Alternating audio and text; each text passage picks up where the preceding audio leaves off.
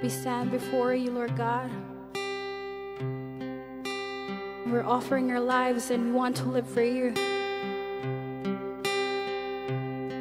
Lord God, wala kaming iiwan sa aming sarili, Lord God. Lahat, buong kami, Lord God, para sa'yo lamang.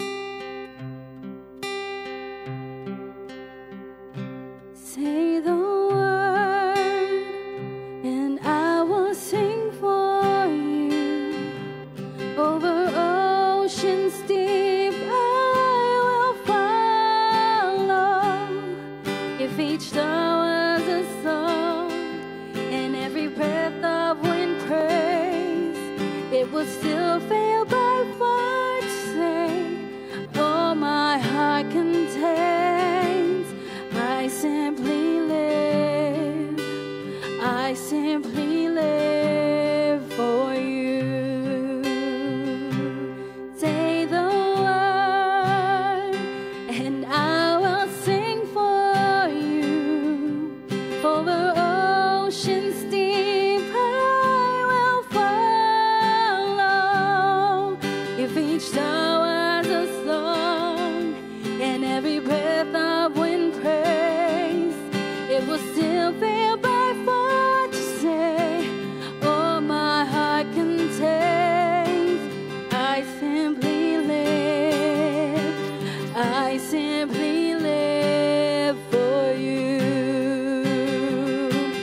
As the glory of your presence now fills this place, in worship we will meet you face to face. There is nothing in this world to which you can be compared. Glory on glory, praise upon praise. You bind the brokenhearted and save all my tears. By your word you set the captives free. There is nothing in this world that you cannot do. I simply live, I simply live for you. Say the word and I will sing for you. Over oceans deep I will follow. Each star was a song and every breath of wind praise, it will still fail by far to say all my heart contains. I simply live,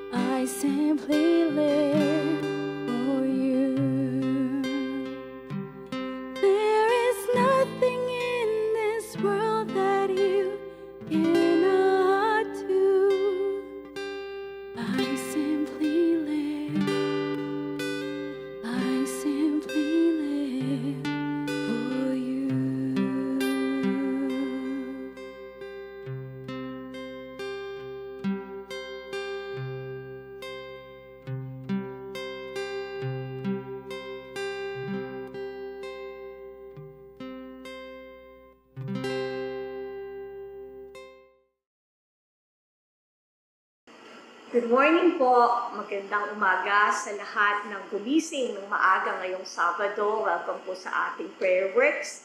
At ngayong pong araw na to, pag-uusapan natin, we're still in the theme of pursuit of holiness. At ngayong Saturday, pag-uusapan po natin about living blamelessly.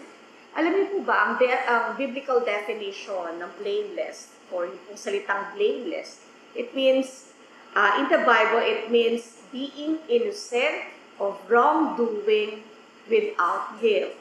So, ibig sabihin, yung mga ginagawa ng isang tao, isang Kristiyano, isang mananampalataya, gumagawa siya ng mga bagay na alam niyang hindi niya kadudulutan ng kasalanan o maaaring hindi magdadala sa kanya ng kasalanan. So, alam naman po natin na yung salitang blameless ay na-encounter lamang natin nung tayo ay naging Christian. Kasi nung hindi pa tayo naging Christian, hindi pa tayo Christian, ay hindi natin na-encounter, hindi nga natin alam na meron palang salitang blameless. Pwede ba na ang tao mamuhay blamelessly? That's a good question. Pero bilang isang anak ng Diyos, alam natin, hindi na po question sa atin kung kaya ba o pwede ba. Kasi sabi po sa Genesis 17 verse 1, when Abram was 99 years old, the Lord appeared to him and said, I am God Almighty, walk before me faithfully and be blameless. Nung pong na-encounter ni Abraham ang Panginoong Jesus, at nung kinausap ng Panginoon, ng Diyos, ni Yahweh, si Abraham, ito ang instruction sa kanya. Pinakilala niyang Diyos kung sino siya, at ang utos ng Panginoon sa kanya, ang utos ng Diyos kay Abraham is to walk before Him faithfully and blameless. So, as we read and as we encounter yung word na blameless or living blamelessly, maybe we can feel heavy to many because it still feels parang hindi ata mangyayari yun kasi naaalala pa rin natin o na maaaring nakakaranas pa rin tayo ng pagkakamali o pagkakasala. Alam niyo po ba, we need to educate ourselves that we need to, as a Christian, desire, aim natin na magkaroon ng buhay o mamuhay blamelessly. We must educate ourselves on what God is saying about the meaning blamelessly, living without wrongdoing or living an innocent life of wrongdoing without guilt. Ibig sabihin, ang buhay po natin ay nagpapakita na pagbabago o pagnanais, hindi lamang pagnanais, kundi pagsasagawa ng pamumuhay na walang guilt. Ibig sabihin, hindi tayo naka-offend o hindi tayo nakagawa ng mga bagay na ayaw ng Panginoon. We are blessed because alam po natin na we have the Holy Spirit to help us to live with it. Kasi on our own, hindi po natin kayang mabuhay blamelessly. You know what? Being blameless is something that unbelievers are incapable of achieving. But we believers are able or capable of achieving. Not because the unbeliever are evil, but because of sin. Kasi nga po, sila pa ay nasa control o nasa under the bondage of sin. Pero tayo, bilang mga anak ng Diyos, ay pinalaya na. Wala nang lakas, wala nang kapangyarihan ang kasalanan sa atin. So, meron tayong kakayahan araw-araw, sikapin at naisin na mabuhay ng walang guilt. Ibig sabihin, hindi natin na-o-offend ang Panginoon. We are once unable to call ourselves blameless before God kasi nga unbeliever tayo. Pero ngayon, we have now the right to call ourselves to live blamelessly because we have received the grace and the mercy of the Lord. We are blessed to be given that title, yung pong blameless living or to live blamelessly. Pero hindi po natin dapat ipagmayabang yan. Because it was given to us freely. Ibinigay po sa atin ito. Hindi po natin to na-accumulate o hindi po natin to trinabaho. Ito po ay bunga ng pagpapatawad ng Diyos sa isang tao. At in return, sa pagpapasalamat naman at in gratitude ng isang tao, dahil siya'y pinatawad ng Diyos, pipilitin niya at sisikapin niyang mamuhay blamelessly before God. So, that's the position that we have in Christ. However, makikita po natin na hindi tayo dapat malaki, no? Na we can gain or having that title to live blamelessly or we are blameless. Kasi Jesus Christ took that blame upon Himself. Kaya hindi po natin pwedeng kuhanin yung glory na yun because Jesus Christ gave that position, that spiritual blessing to us. Now, ano ba yung blessing na yan? Yung blessing na yan ay positionally. No? Positionally and experientially, we need to put it into practice. Remember, we are called righteous in the sight of God, but we need to live righteously before Him. Actually, being blameless and righteous ay kaparehas lang o halos magkaparehas ang ibig sabihin. There are many times na personally, makikita din natin, ako personally, nakikita ko sa sarili ko na many times ay nahihirapan akong ipagpatuloy o magpatuloy living blamelessly. Kasi nababalik ko yung sarili ko doon sa kahinaan. Siguro, hindi lang ako ang nakakaramdam yan, kapatid. Alam ko, ikaw din, tayong lahat, bilang Kristiyano, ay nagkakaroon din ng ganitong klase ng pagtingin sa ating mga sarili. Tinitignan natin yung ating sarili na hindi na ako magbabago kasi nagkakagawa pa rin ako ng kasalanan. Kapatid, meron tayong patuloy pang kailangan gawin para ma-practice natin as a lifestyle yung living blamelessly. Paano ba? Ano ba yung mga dapat natin gawin? Buksan natin yung Bible natin sa Romans chapter 12, verse 1. Sabi po dito, "And so, dear brothers and sisters, I plead with you to give your bodies to God because of all He has done for you. Let them be a living and holy sacrifice, the kind He will find acceptable. This is truly the way this is the way to worship Him." So makikita natin dito, merong mga instruction si Paul sa mga Christians, sa mga believers, for us to continually live. Kasi i-desire naman natin di ba? Gusto nating magbago. Ayaw nating manatili. Doon tayo sa buhay na patuloy pa rin na gumagawa ng kasalanan. Gusto natin na mabago tayo, mabuhay tayo ng may katuwiran, mabuhay tayo ng kalugod-lugod sa Panginoon. Ano ba yung mga dapat nating gawin? Una, we need to listen to the plead of our will. Meron kasing when we say plead, nagsusumamo. Nagsusumamo in a way, ini-encourage tayo ni Paul through his word sa Romans chapter 12 verse 1. Sabi niya, I plead with you. Paul is pleading and appealing to our will. So he is pleading to our will. So he is appealing to our will. Bakit will natin? Bakit hindi emotion? Bakit hindi yung mga senses? Bakit will?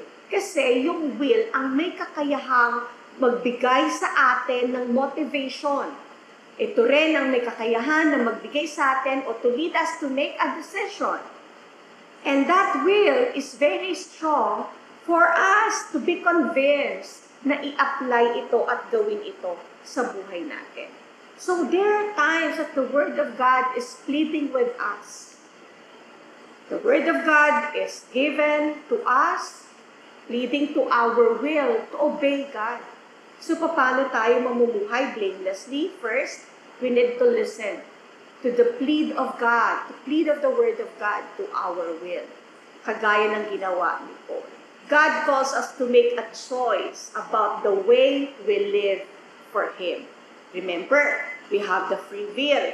Meron tayong kakayahang mamili. That's why the Word of God is pleading to our will to make a right choice.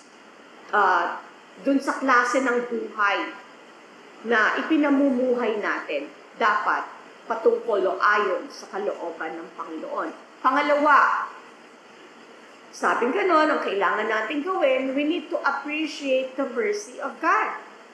Kailangan natin palang i-appreciate yung awa ng Diyos sa atin. Kasi sabing ganon sa verse 12:1 ng Romans, chapter 12 verse 1 ng Romans, by the mercies of God, because all He has done for you. Ano ba yung ginawa ng Diyos? Bakit natin kailangang i-appreciate yung awa ng Diyos? Ibabalik mo yung sarili mo, ano ba yung awa ng Diyos na natanggap ko? Paano mo ba naranasan yung awa ng Diyos? For you to live blamelessly, you need to appreciate na awa ang Diyos sa'yo. Ibig sabihin, wala kang kakayahan on your own to live blamelessly before God, but because of the mercy of the Lord, you can experience living blamelessly because of the mercy of God. It reminds us that we do this because of the mercy of God that's shown to us. Ito ay nagpapakita ng kabutihan, ng awa ng Diyos, tinanggap natin mula sa Kanya.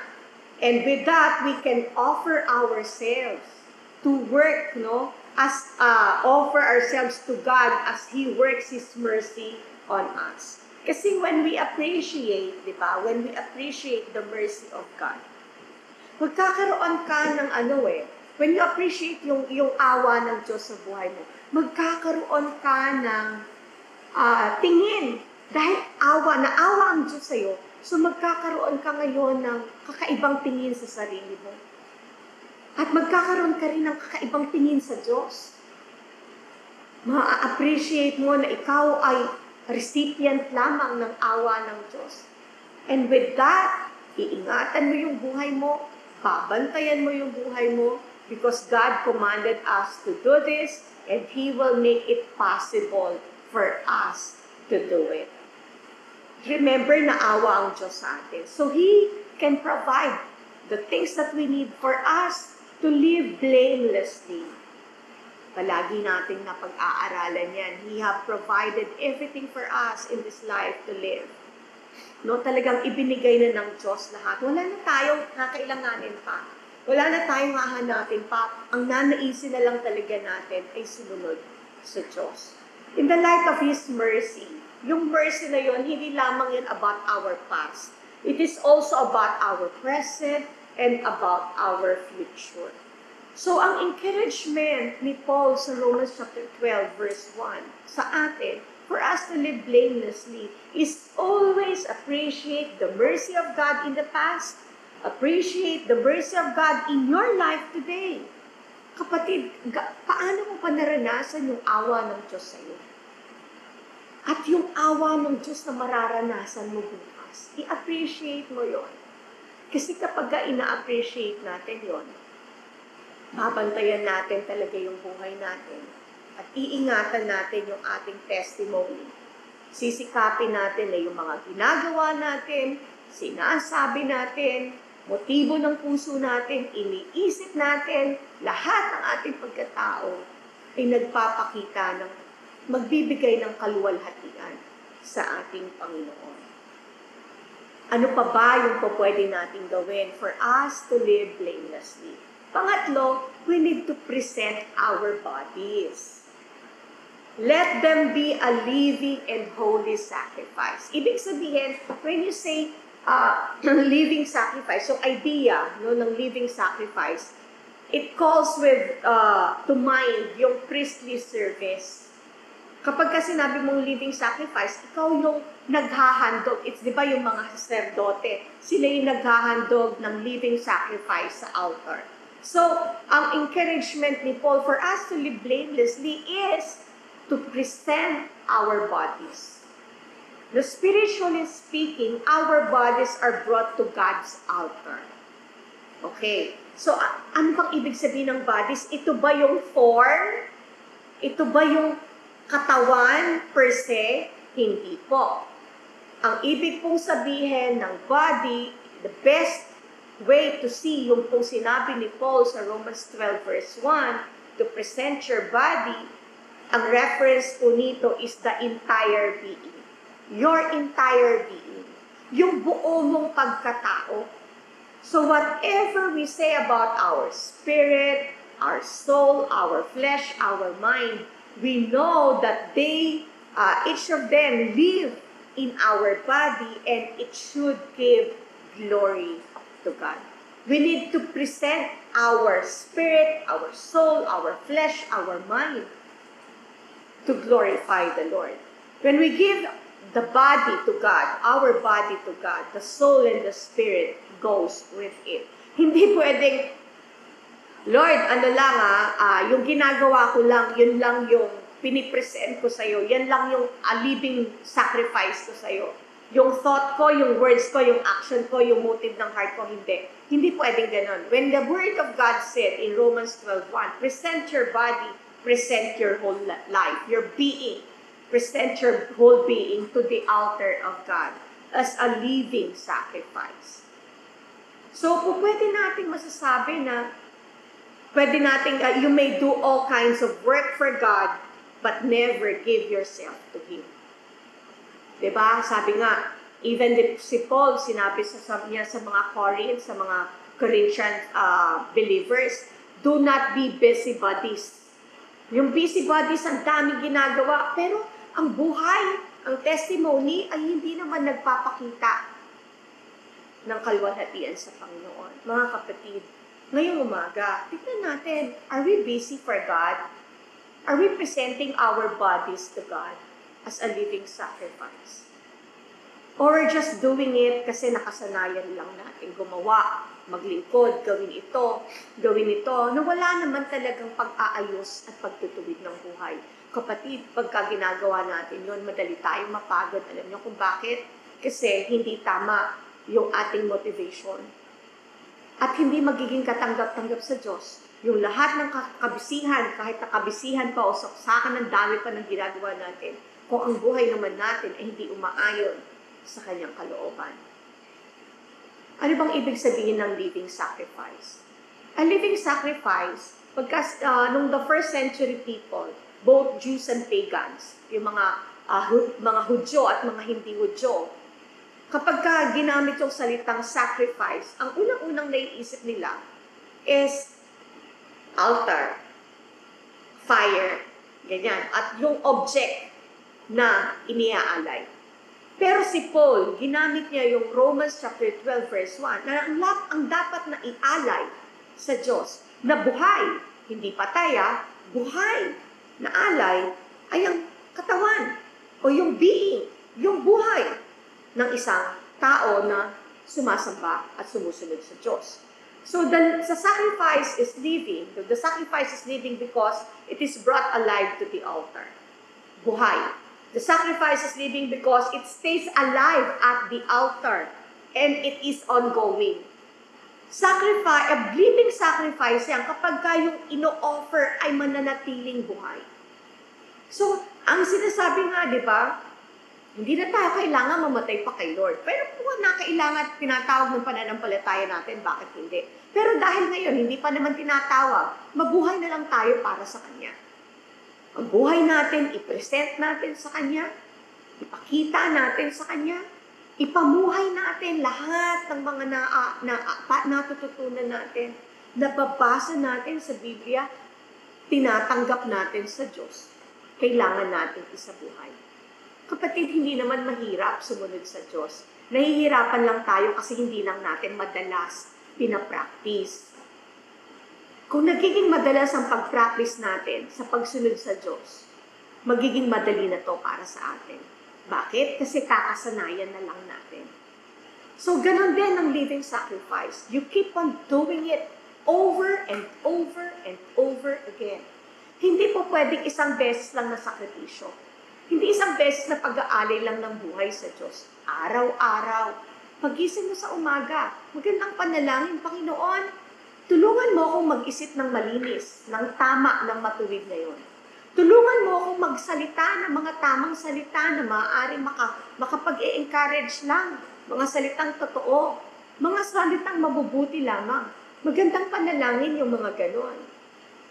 Bago tayo humingi ng mga material na bagay, pagising natin sa umaga, yun na yung hingin natin. Hingin natin sa Diyos na sa araw na to, mamuhay tayo ng matuwid sa Kanya. Nang walang guilt, na hindi natin siya ma-offend. Sa mga sasabihin natin, iisipin natin, sa motibo ng puso natin. Ano pa ba? As we present our bodies, as we present our life as a living sacrifice. Ano pa ba yung sinabi sa Romans 12:1? We need to present it as a holy and acceptable to God. When we offer our life, when we offer our body to God, God intends it to be a holy and acceptable sacrifice. Kailangan lahat ng ginagawa natin sa Diyos, paglilingkod, pagpupuri, pagbibigay, pamumuhay, lahat ng mga ito, di ba nais natin maging katanggap-tanggap? Paano siya maging katanggap-tanggap? Dapat may qualification. Ano yung qualification? Make it holy. Present it as a holy sacrifice. Ibig sabihin, blameless.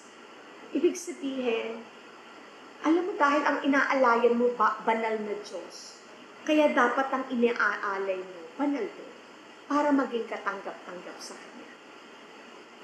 Ngayon, ang inaalay natin ang buhay natin. Kapatid, ang buhay mo nilinis na ng Diyos. Ang buhay ko nilinis na ng Diyos. Pinatawad na tayo ng Diyos sa lahat ng ating mga pagkakasala. At ginawa niya na tayong matuwid sa Kanyang harapan. Yun yung standard ng sacrifices na nire-require ng Diyos. The standard for sacrifices made to God is under the new covenant. Not any less than the standard of the old covenant. Hindi less yung standard ng new covenant sa klase ng standard. No? Talagang may standard, and that is that the sacrifices should be holy. Ano pa? Ang sabi rito, dapat daw acceptable. Anong ibig sabihin ng acceptable? Alam niyo yung dun sa verse na binasa natin. Ang sabi dito is reasonable service. Pagka sinabing reasonable service or acceptable to God, ang Greek word na salitang acceptable, no? Ang Greek word niyan is logikos. Ang ibig sabihin niyan, ang translation niyan is of the word. So, ang acceptable sacrifice pala ay hindi according sa pamantayan o tingin natin. Ang acceptable sacrifice pala is ayon sa pamantayan ng salita ng Diyos. So, ang buhay natin ay nais paraan, ang buhay natin na iniaalay sa Diyos, dapat acceptable yan kapag umaayon yan sa standard o pamantayan ng salita ng Diyos. It will become acceptable only if it is according to the standard of the Word of God. If it is of the Word of God. So reasonable service is a life of worship according to God's Word. So yan yung nais ng Panginoon sa atin. Mga kapatid, hindi naman po mahirap intindihin kung paano tayo mamumuhay blamelessly before God. Napaka-exciting nga kasi alam natin ang dami nating kailangan baguhin sa buhay natin. Pero kung pinapadil natin kay Lord yan, makikita natin yung kapangyarihan niya, nakikilos sa buhay natin at tutulungan tayo to present our bodies as a living, acceptable, holy, worship to the Lord. Talagang lahat ng iaalay natin, ang buhay natin, lahat ng mga ginagawa natin, kahit na napapagod tayo, kahit na may mga sacrifices tayo, kahit na may mga hardships tayo, pero alam natin na ang buhay natin ay tama sa harapan ng Diyos. Yan ay magiging katanggap-tanggap. So ngayon po, tayo ay mananalangin. Mananalangin tayo una para sa ating sarili. Panalangin natin sa ating sarili na to live blamelessly or to have a life blamelessly. Paano na, ano yung mga ipagpipray natin? For us to make a decision coming from our will to obey God, to submit to God. And ano pa? Na maging maingat tayo with our testimony. Ibig sabihin, babantayan natin yung buhay natin. Hindi yung wala lang. Kailangan bantayan natin yung buhay natin araw-araw. And to live according to God's Word. Ibig sabihin, i-apply natin lahat ng mga nababasa natin, naririnig natin, itinuturo sa atin, na pag-aaralan natin. Okay? Then ipagpipray po natin yung ating pamilya, pag-pray natin sa ating family, that we will have unity in faith, in love, and in hope. Kailangan po buong pamilya tayo nananampalataya.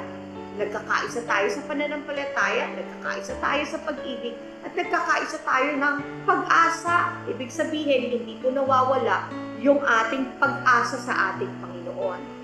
And for our family to be guided by the Lord in every decision that we need to make as a family. And let God be the center point of our relationship in the family. So yun muna, pag-pray natin yung personal, then ipag-pray natin yung ating family. Okay? Tayo pong lahat yung manalangin. Panginoon, maraming salamat. Lord, natuto kami kung ano at kung paano kami mamumuhay blamelessly before you. Lord, maraming salamat dahil tinutulungan mo kami at nilalagay mo sa puso namin yung desire na mabuhay blamelessly.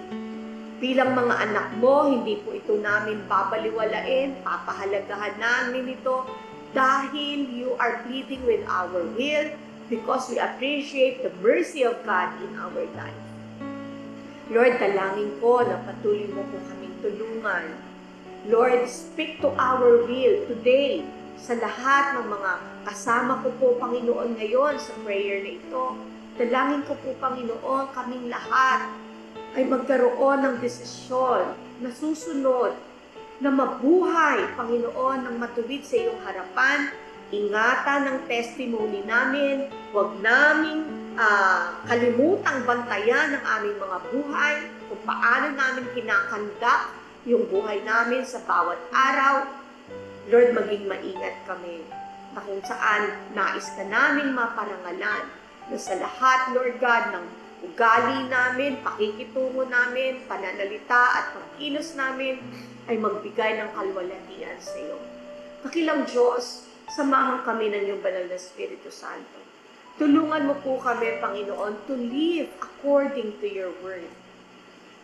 Dalangin ko po, Panginoon, O Diyos, that every time we encounter the Word of God, magkaroon kami ng tanggapin namin ang buhay, tanggapin namin ang katotohanan, ang kapangyarihan ng salita mo upang magbigay, Panginoon, ng desire sa amin. Lord, ng enthusiasm, Lord God, at ng willingness and ng obedience, Panginoon, na gawin ito sa buhay namin. Huwag naming baliwalain ang salita mo, i-apply namin ito upang magbago at patuloy na maging maayos ang aming testimony, Panginoon, at maparangalan ka sa buhay namin, Panginoon. Lord, maraming salamat. Pagpalain po ninyo, O Diyos, ang bawat isa sa amin na nakikinig ng iyong salita at nananalangin ngayon. Dalangin ko lalong lumalim ang pagnanais na sumunod sa iyo at mabuhay ng matuwid sa iyong harapan. Piliin ang patuloy na sumunod at magpasakop sa iyo, Panginoon. Hindi po, Panginoon, dinadalangin ko ang aming pamilya. Dalangin ko po sa bawat pamilya magkaroon ng pagkakaisa. Magkakaisa sa pananampalataya, pagkakaisa sa pag-ibig, pagkakaisa sa pag-asa. Lord, ang bawat isa sa amin, Panginoon, magkaroon ng iisang pananampalataya. Walang iba kundi sumamba sa iyo, ikaw na Diyos na buhay at Diyos na totoo. Kung meron mang miyembro ng pamilya na hindi pa po nakakakilala sa iyo, dakilang Diyos na langit po, gamitin mo ang bawat miyembro ng pamilya na nakakilala na sa iyo na magbahagi ng salita at ibahagi ang kaligtasan sa bawat miyembro ng pamilya. Dalangin ko po na ang bawat pamilya ay magkaisa.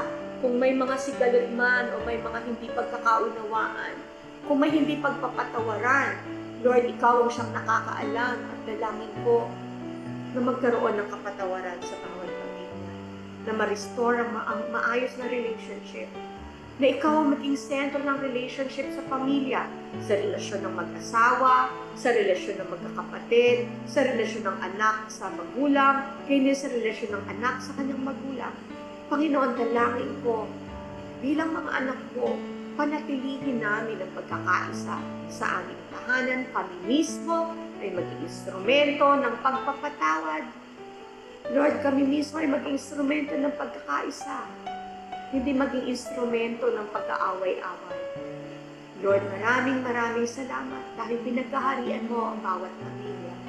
At dinadalangin ko rin, patuloy po, Panginoon, maluwalhati ka sa bawat pamilya. Katagpuin mo ang pangangailangan ng pamilya. Kung meron po karamdaman o kasakitan sa bawat pamilya, Lord, dalangin ko po ang kagalingan. Sino mang miyembro ng pamilya na may mga karamdaman ngayon, tanggapin po nila ang kagalingan na nagagaling po sa iyo. Maraming salamat po, Panginoon, sa pangalan ni Jesus. Amen. Ngayon naman, mananalangin po tayo para sa ating church at sa ating bansa. Sa ating church, pag-pray po natin ang lahat ng RCMI members ay mamuhay at maipamuhay yung pong shine culture. Ano po ba yung shine culture? Sa mga hindi pa po nakakaalam, ang shine culture, yun po yung culture na nire-raise natin at sinisikap nating makita sa DNA ng lahat ng mga RCMI members. Ano yung S? Save soul. Ano yung H? Honor God. Ano yung I? Imitate Christ. Yung N? Nobly serve. Ay yung E? Empower lives. Kailangan bilang miyembro ng RCMI, sinasagawa natin ito sa buhay natin. Yan yung tatak ng pagiging miyembro ng RCMI. So ipag-pray natin lahat ng miyembro ng RCMI ay maipamuhay itong shine culture. Ano pa? Ipag-pray natin sa ating church na lahat ng mga miyembro ay maging strong spiritually and to go deeper, lalong maging mas malalim sa kanilang Christian faith. Ano pa? Ipag-pray natin na ang lahat ng mga miyembro, workers at leaders ay maging spirit-filled. Hindi lamang spirit-led, kundi spirit-filled. That we will continually be filled with the Spirit of the Lord every day of our lives. And let's pray for God's direction for our church for 2024. Nagpiprepare na po ang mga pastor para po sa direction ng Lord sa 2024. Ipag-pray po ninyo kami, kaya din ang lahat ng mga leaders, para po sa direction ng Panginoon, para sa church natin sa 2024. And let's continually pray for God's visitation in every church gathering, whether it is online or physical, anumang gathering yan, ipag-pray po natin yung visitation ng Panginoon. Okay? So tayo po manalangin muna para sa ating church. Let's pray. Father, maraming salamat po sa RCMI. Una, Lord, nagpapasalamat ako dahil Ikaw ang naglagay sa amin para mapabilang sa congregation na ito. This is your church, Lord, and we are so thankful and grateful dahil nilagay mo kami sa church na ito na kung saan kami po ay gagamitin mo, kami ay papalakasin mo, kami ay babaguhin mo at pagpapalain mo sa church na ito. Dalangin ko po na patuloy, Lord, ang lahat ng RCMI members ay maipamuhay ang shine culture. Lord, alam ko po, marami pang mga miyembro hindi pa alam ang shine culture. But I'll pray, Lord God, na as we learn about it, as we know about it, Lord, may apply namin ito sa buhay namin, that we will be fully convinced that this is the DNA that you want us to have as an RCMI members. Lord, to save souls. Lord God, to honor God, to imitate Christ, to nobly serve, and to empower lives. That is our calling. Lord, as an RCMI member, dalangin ko, Lord, na maging seryoso kaming lahat. Ilagay mo sa puso namin ang seriousness to apply this culture, to make it a culture, Lord God, in this church. Lord, hanggang sa mga darating pa na generation, magiging visible pa, Panginoon, at lalo, Panginoon, na isasabuhay ang Shine Culture. Lord, maraming salamat din. Dinadalangin ko rin po ang lahat ng mga miyembro ng RCMI ay lalong lumalim at maging matatag sa spiritual life. Lord, that we will not be deceived by the cunning, teachings of this world or by the deceitfulness of this world. But we will be wise, Lord God, dahil pinapalalim mo kami sa salita mo. Dalangin ko ang lahat ng miyembro ng RCMI, hindi lamang sa amin, kundi sa lahat ng mga satellites. Lord, ay lalong lumalim at maging matatag sa pananampalataya at relasyon at pagsunod sa inyo. Kaya hindi po, Panginoon, dinadalangin ko rin, Lord, ang lahat ng mga miyembro ay patuloy pong mamuhay to have a spirit-filled life. Lord, that every day we will be filled with the Spirit of God, that we will live with the Spirit of the Lord. Sa buhay namin ay patuloy po ma-recognize ang presensya at kapangyarihan ng Espiritu ng Diyos. Lord, naisin namin na lalong ma-develop, Panginoon, ang fellowship with the Holy Spirit and relationship with the Holy Spirit. The same way, Father, we pray for your guidance, for all the leaders, for all the pastors, for your direction for the church for the year 2024. Ngayon pa lamang, dinadalangin ko, ilagay niyo na po sa puso, Panginoon, ni Pastor Leo, kung papaano, Panginoon, ang ayon sa kalooban mo, i-lead, Panginoon, ang church for the year 2024 onwards. Lord, maraming salamat because we are so excited, Lord God, for the new things that you're about to unfold in this church. At dalangin ko, kaming lahat ng miyembro ng church will rally behind Him, will support Him, Father God, to fulfill your calling, to fulfill your desire for the church. Panginoon, maraming salamat. In the same way, we continually pray for your visitation sa lahat ng mga services namin, whether online or physical, congregational service or LPAC meetings or prayer meetings, Lord, lahat ng klase ng mga gatherings na yan, na kung saan ang pangalan mo itinataas. We pray for your visitation, Lord. We pray, O Lord God, that all of us, Father, will see miracles. All of us, O God, will experience, Lord, your presence. For you said in your word, you will never hide your presence from us. Your presence will go with us, Lord. Your presence go before us, O God. Panginoon, maraming salamat. Patuloy niyo pong pangunahan ng RCMI. Kinukomit po namin ang buong church namin, Panginoon, sa inyo. Salamat po dahil dito mo kami nilagay. Let's pray for our nation. Lord, maraming salamat dahil ang bansa namin ay patuloy niyo pong kinakaawaan. Dalangin ko po, Panginoon, ang kaligtasan ng aming bansa. Let's pray for the salvation of the Filipinos. We pray, Lord God, ng lahat ng mga Pilipino na hindi pa nakakilala sa iyo.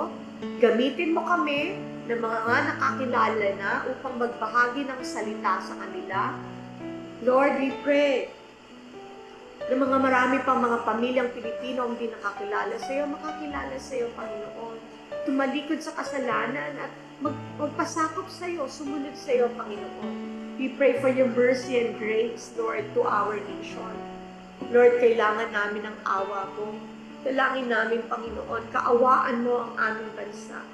Tulungan mo ang aming bansa na magbago. Tulungan mo ang aming bansa na makaahon sa kahirapan, makaahon sa corruption, makaahon, Lord God, sa mga injustices. Tulungan mo ang aming bansa, Panginoon o Diyos, sa anumang mga threat, Lord God, o threat ng pananakop ng mga ibang bansa. Dalangin namin, Panginoon o Diyos, na ingatan mo ang bansang Pilipinas. Ikaw ang aming sandigan. Ikaw ang aming tagapagtanggol. Sa iyo kami umaasa. Sa iyo kami, Panginoon o Lord, nananalangin. Have mercy upon our nation, Lord. We even pray, O Lord God, for the protection of the whole nation. Lord, from any calamities. Lord, we know that you are sovereign, and let your will be done. But we ask for your mercy and your grace, Lord God, to protect our nation from any calamities, devastating calamities, Lord God, na maaaring maranasan ng bansa.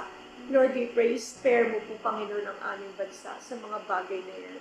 Lord, kaya hindi dinadalangin namin ang aming gobyerno, si President Marcos, si Vice President Duterte, ang lahat ng mga cabinet members, ang lahat ng mga government officials. Lord, dinadalangin namin sila sa inyo. Ikaw lamang ang siyang may kakayahan upang patuloy, Lord God, na tulungan silang mapamunuan ng bansa na ayon sa kalooban mo. Dalangin ko po na mapangunahan nila at mapaglikuran nila ang bansa. Panginoon, as they are called servant of the people, let them be, Father God, serve the people with integrity and with the fear of the Lord. Panginoon, ikaw ang siyang patuloy, Lord God, na mag-ingat sa kanilang mga buhay. At anuman, Panginoon o Diyos, ang mga plano ng mga government officials na magnakaw sa kaban ng bayan, huwag niyo pong hayaang mangyari ito, Panginoon. Bantayan po ninyo. Dalangin namin na sa kapangyarihan mo, ingatan po ninyo ang kaban ng bayan na maggamit ito sa mga services, Lord God, na kailangan ng bawat Pilipino, lalo na sa edukasyon at sa health. Lord, maraming salamat. Naniniwala kami, Lord God, ang awa mo ang siyang nagkakari sa bansang ito at patuloy kami umaasa sa maayos, Panginoon, na kinabukasan ng aming bansa para sa mga darating pa na henerasyon. Lord, maraming salamat and we continually pray, Lord, sa darating na barangay election, gabayan po ninyo ang aming bansa na maging matiwasay ito at maging successful. Lord, ang darating na barangay election, Panginoon, ay walang anumang kaguluhan. Kung meron man ngayon na hindi na pumadagdagan. Sa pangalan ni Jesus, Lord, we pray for an honest result. Dahil sa barangay level pa lang, Panginoon, ay magdadala ng malaking pagbabago sa komunidad.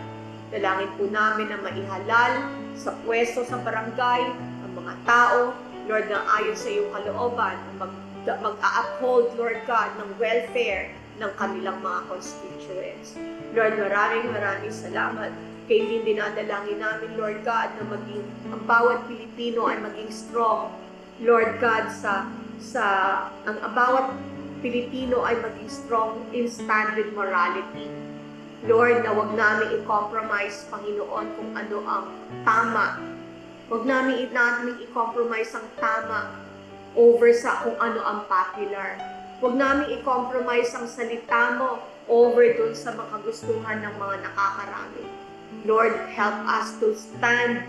Let our nation stand with conviction to promote morality, to promote righteousness, to promote holiness, Lord, and integrity. Panginoon, tulungan mo ang bawat Pilipino, ang legislation namin, Panginoon, na Lord God, wag magpasa ng mga batas o hindi maging successful ang mga batas na magko-compromise, Panginoon, ng salita mo.